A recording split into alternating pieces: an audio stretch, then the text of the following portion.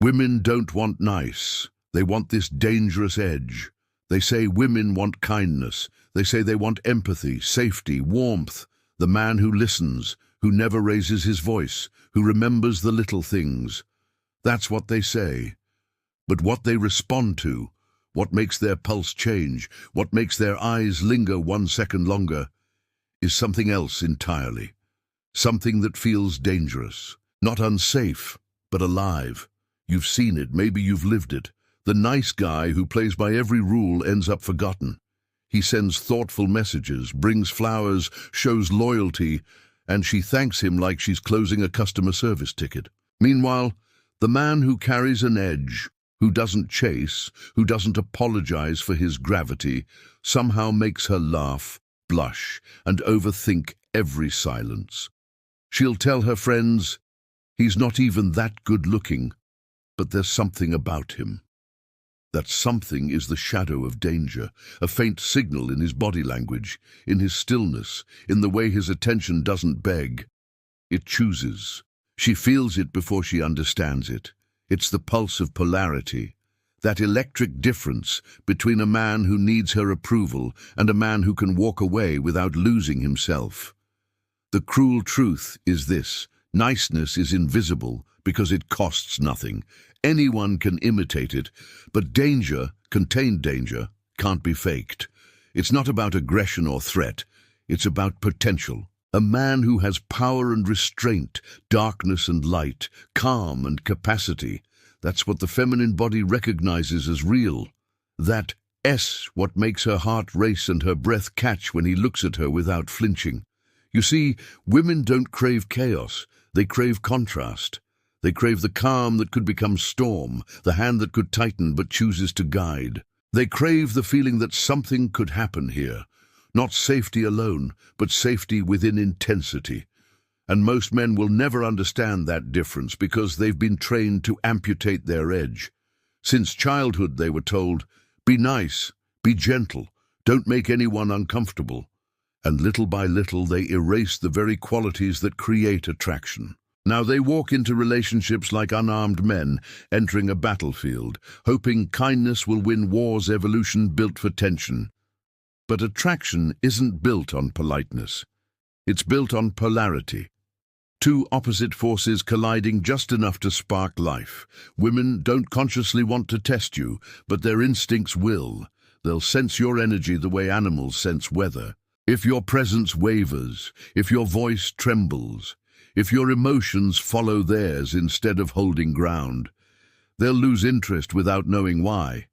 They'll smile kindly and say, "You're such a good man," right before vanishing into the arms of someone who doesn't beg to be understood. Because what she wants isn't a man who agrees with her. It is a man who grounds her. A man whose silence feels stronger than another's compliments. A man who can look at her chaos and not flinch. That's not dominance, that's gravity.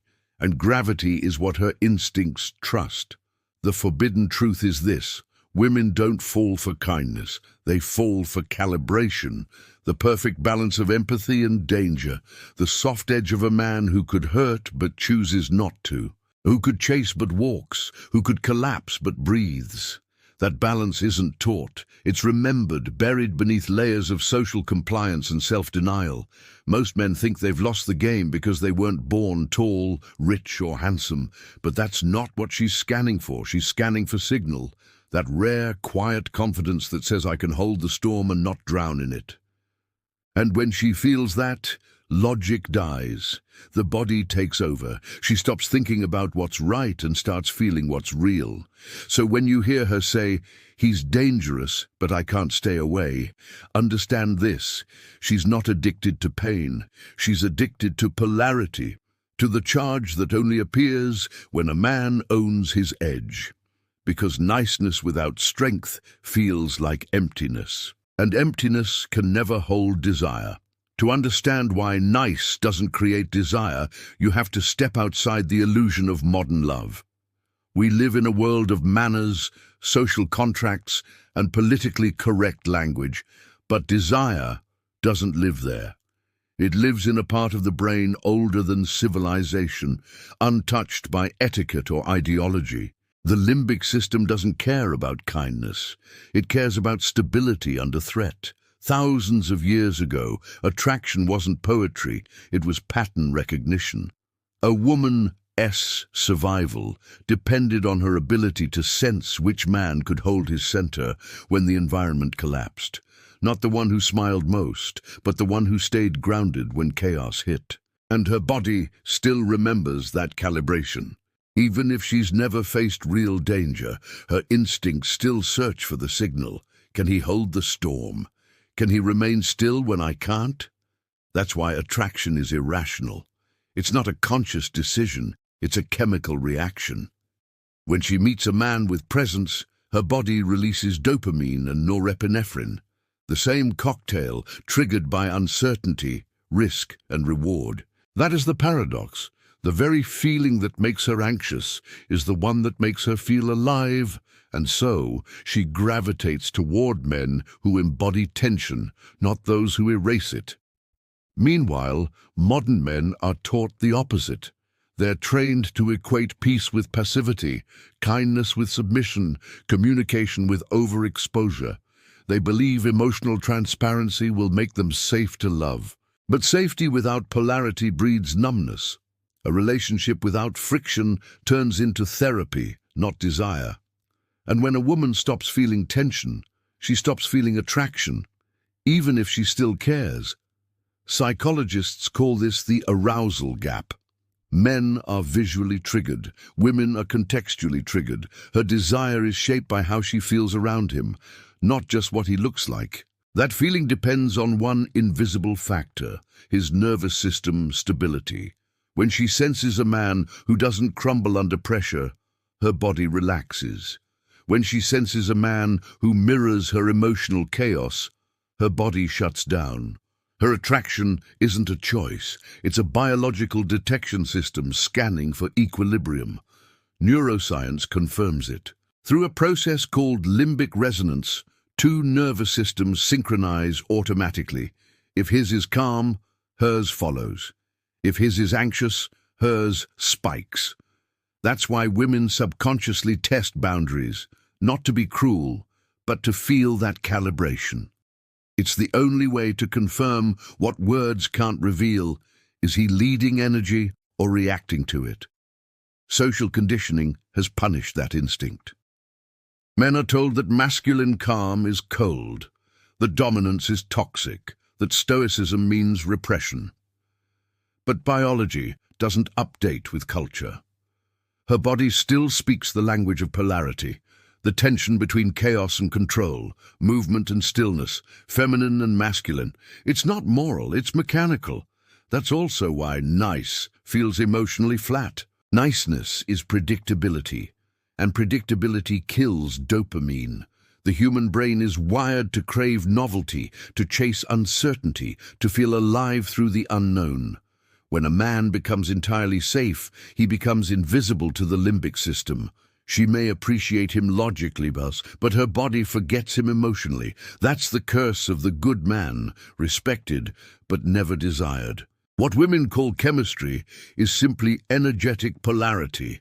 It's two nervous systems finding charge in difference. She doesn't want dominance, she wants direction. She doesn't crave cruelty, she craves containment. And the man who can embody calm intensity, who can feel deeply without collapsing, who can command space without force, becomes the rarest kind of stimulus. The one her mind resists but her body can't ignore. The modern tragedy is that men try to negotiate attraction through niceness when desire is triggered by power, not external power, internal certainty, the kind that says, "I know who I am even when you test me." That's what her instincts read as safety, not softness, not compliance, but the quiet confidence of a man who's been tested by life and didn't to flinch. So when she says, "I don't know why I am not attracted to him, he is such a good man," understand that she's not lying. Her logical mind is confused because her biological mind isn't. And in that invisible conflict between logic and instinct, nature always wins. Desire hides in small details, micro moments that most men never see. It's not a loud decision, but a silent calibration, a feeling that forms before thought. What she's responding to are 5 hidden currents moving beneath every conversation, every glance, every silence. They don't speak English, they speak chemistry. And when a man learns to read them, the entire map of attraction changes. The first current is emotional polarity, the invisible voltage between her chaos and your calm. She doesn't fall for the man who mirrors her moods. She falls for the man who can absorb them without drowning. When she's anxious and you panic with her, polarity dies. But when she storms and you remain still, not cold but grounded, something ancient in her relaxes. It's not control she seeks, it's containment. Because feminine energy is movement, emotional, spontaneous, fluid, and it only feels safe in the presence of stillness. That's why she feels more drawn to the man who feels less impressed by her drama. Not because he doesn't care, but because he's solid enough to hold what she can tea. That stability isn't arrogance, it's oxygen. The second current is respect for risk. Every woman instinctively reads how a man handles friction. Not the staged, cinematic kind, but the daily tests of composure. The moment someone cuts in line, the tense silence when plans fall apart, the argument that could turn ugly. Most nice men retreat from those edges, afraid of making things uncomfortable. But discomfort is the crucible where confidence is proven. The man who meets challenge with quiet certainty, who stands his ground without aggression, radiates something her subconscious reads as protection. He's not reckless. He's reliable under fire. That's what the female body learned to value. Not safety that avoids risk, but safety that masters it. Then there is the mystery signal. The paradox modern men destroy with oversharing. They believe transparency equals intimacy. But intimacy needs oxygen, the oxygen of curiosity. When you tell her everything you think, you kill the unknown, and with it, desire. Mystery isn't manipulation. It's magnetic restraint. It's the courage to let silence do part of the talking. A glance that holds something back. A sentence that ends one beat early. It is not about playing games. It is about trusting that your presence already speaks louder than your explanations. Because the feminine imagination is wired to explore gaps. When there are no gaps, there's nothing left to feel into. The fourth current is boundary tension. Every real connection lives between 2 solid edges. When you have none, she loses shape in your softness. Boundaries create contrast. Contrast creates desire. She will test them, sometimes softly, sometimes brutally, not to destroy them, but to feel them. When she pushes, she's asking, "Are you still here?" When you stay composed, not defensive, she feels depth. That moment, when she realizes you won, collapse or chase, flips a switch deeper than logic. Because your no doesn't reject her, it defines you. And desire cannot exist without definition. Finally, there's selective danger. The deepest current, the one language can't reach. It's not about violence or cruelty, it's about capacity. The awareness that you could be dangerous if you needed to be, but you choose not to be. That choice creates polarity, potential power under control. It's why a man who has faced his own darkness radiates calm instead of fear. He's not pretending to be good, he's chosen it. That's the scent of integration, and women can sense it instantly. The nice man represses his shadow, hides his anger, apologizes for his masculinity, but repression leaks insecurity. The integrated man channels that same energy into purpose, discipline, and direction. That tension between softness and capacity is what she calls chemistry. These 5 forces aren't steps to follow. They are natural laws, invisible but absolute. You can't memorize them. You have to embody them. Because what her body reads isn't what you say, but how your presence shifts space. A single pause can communicate more masculinity than 1,000 compliments. A look that doesn't flinch can create more attraction than a paragraph of reassurance. So when she says, "There's just something about him," what she's describing is energetic integrity, polarity, mystery, tension, and controlled danger, all braided together into a signal she can T-name, but can a T ignore. It's not the words that attract her, it's the nervous system behind them. And once you understand that, every interaction becomes clear. Attraction isn't magic, it's mechanics, and mechanics can be mastered. Knowing the truth doesn't change you. Living it does, because every man who wakes up to this knowledge faces the same trap. He tries to act powerful instead of becoming powerful, but the edge cannot be performed. It isn't a costume, it's a calibration of your nervous system. This is not a manual for manipulation, it's a manual for remembering your structure, the architecture underneath the noise. Survival. Rule 1. Stop trying to keep the peace. Peace is not the absence of tension, it's the mastery of it.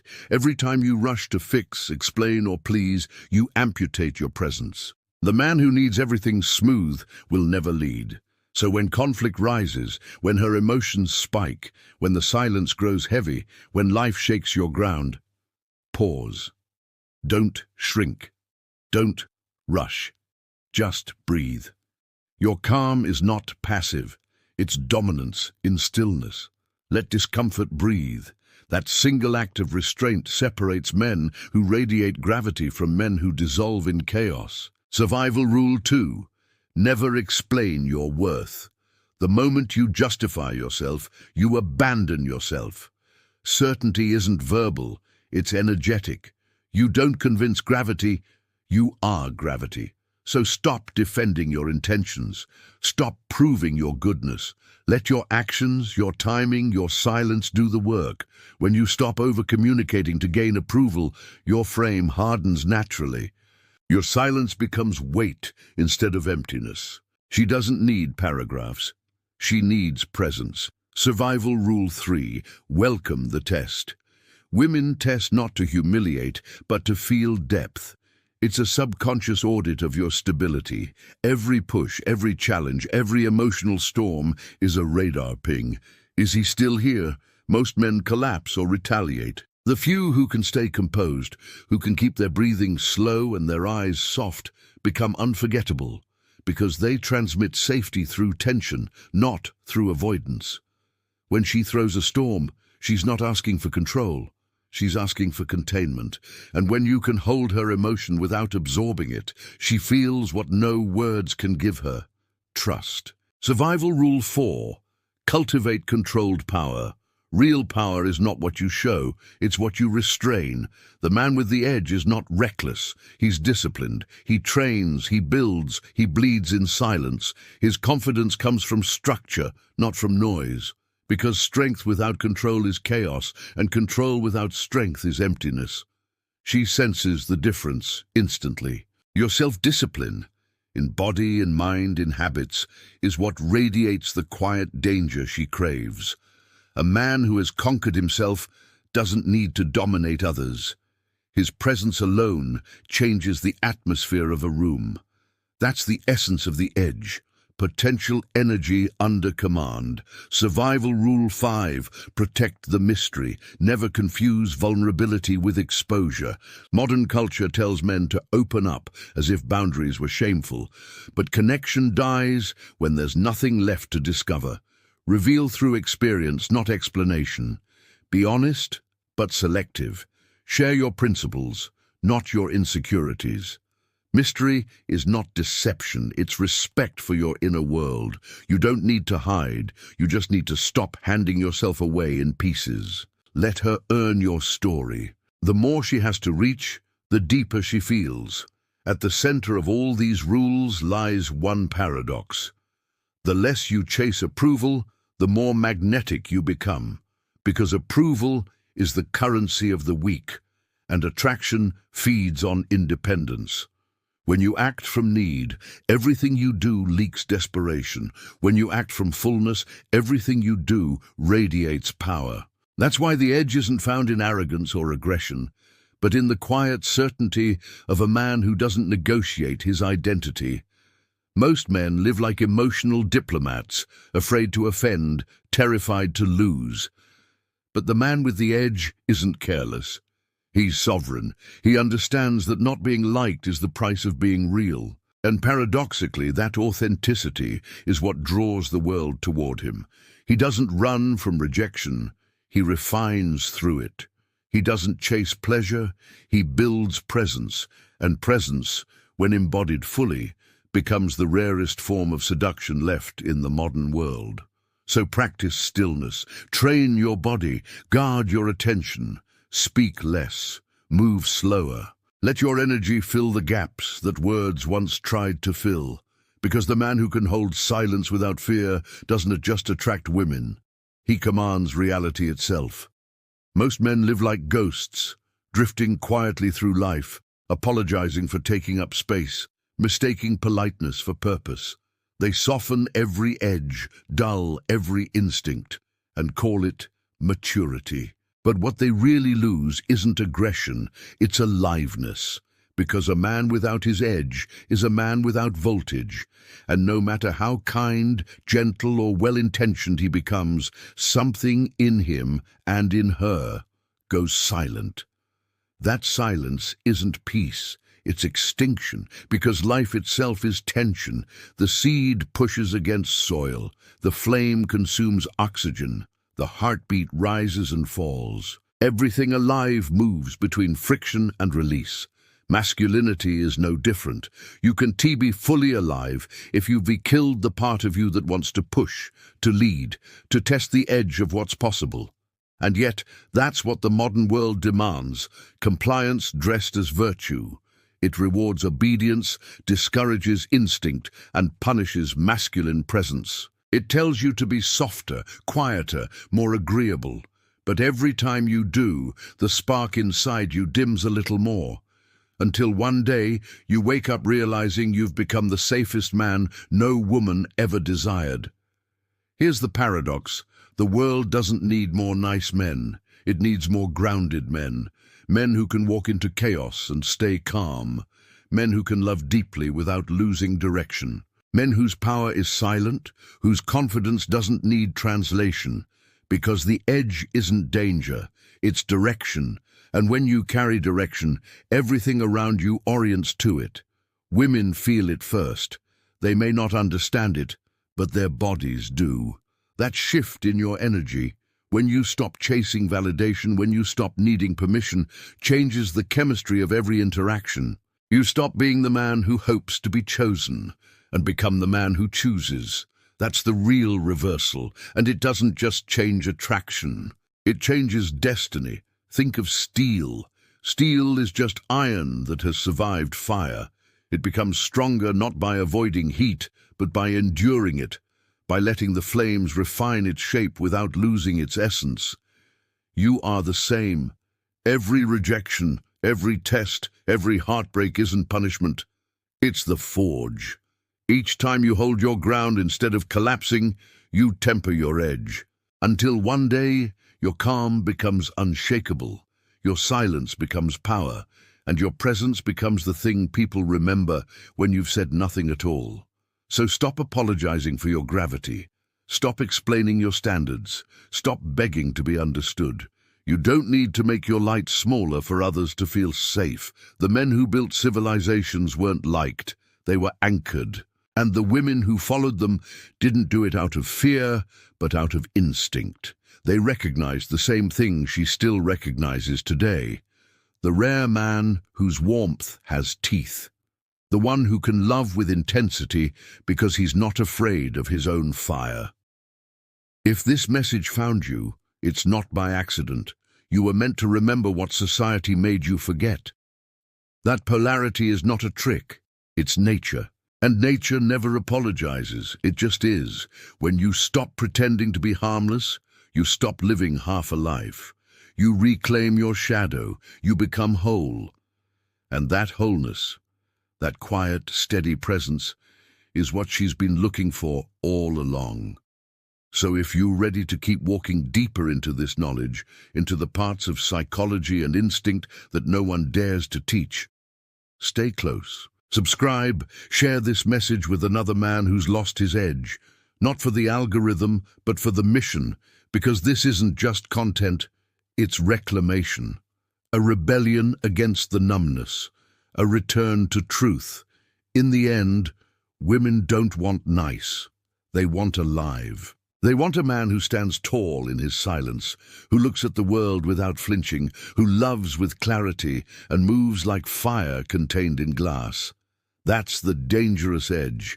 And when you find it, you stop chasing attraction, you become it.